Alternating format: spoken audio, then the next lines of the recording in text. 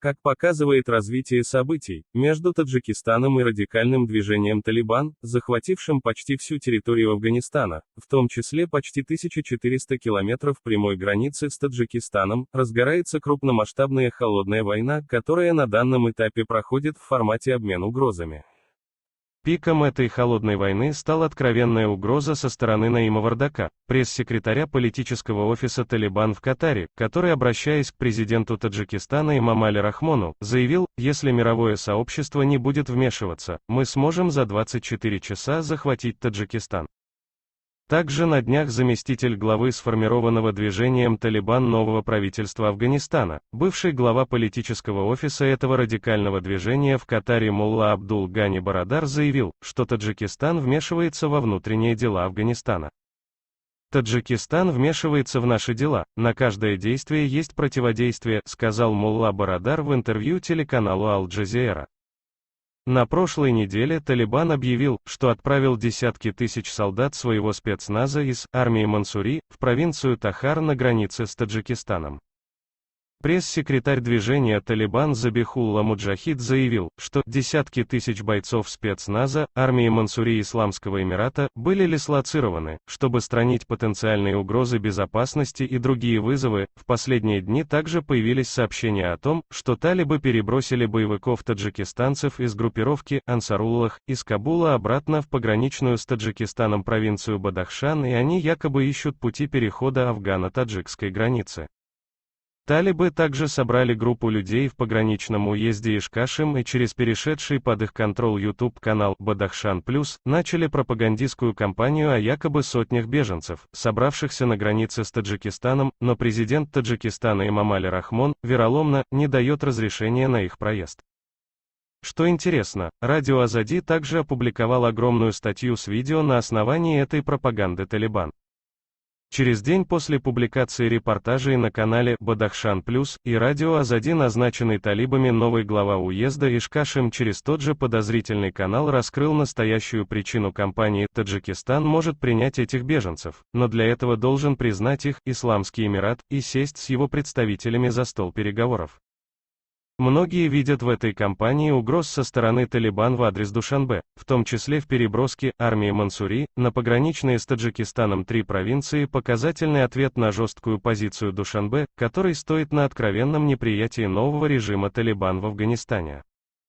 Но наблюдатели отмечают, что эти угрозы, по крайней мере на данном этапе, больше носят именно показушный характер.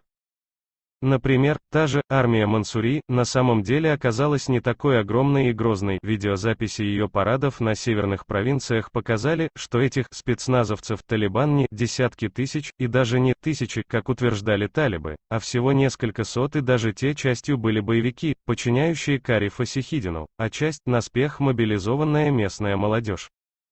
Во всяком случае на маститых обученных воинов-самоубийц, как утверждали талибы, они никак не походили.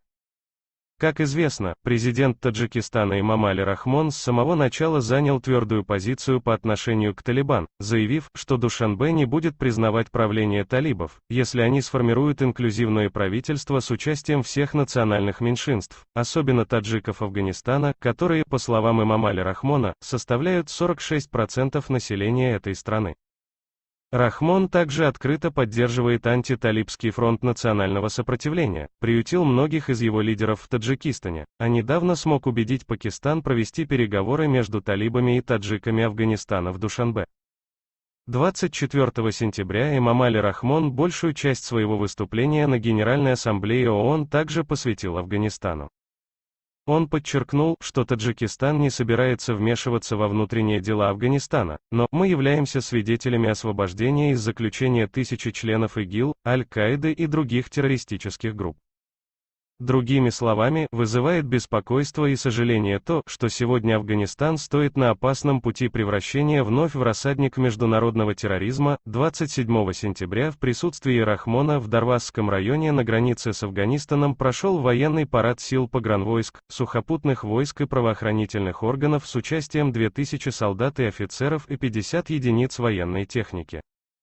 Наблюдатели сочли этот парад симметричным ответом Душанбе на переброску спецназа Талибан-Ба пограничные с Таджикистаном провинции Северного Афганистана. За последние 2 месяца это был уже 4-м военным сбором или парадом в Таджикистане, проведенные с учетом изменяющейся обстановки в Афганистане.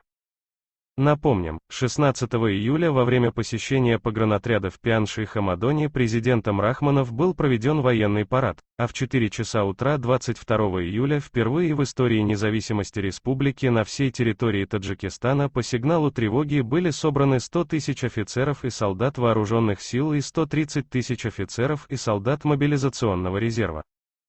А 7 сентября в городе Душанбе, столице Таджикистана, областных центров и всех других городах и районах республики прошли военные парады в честь 30-летия независимости Таджикистана. В этих парадах в целом участвовали 162 тысячи военнослужащих и сотрудников силовых структур. Самый крупный парад в истории современного Таджикистана с участием более 30 тысяч человек состоялся в Душанбе.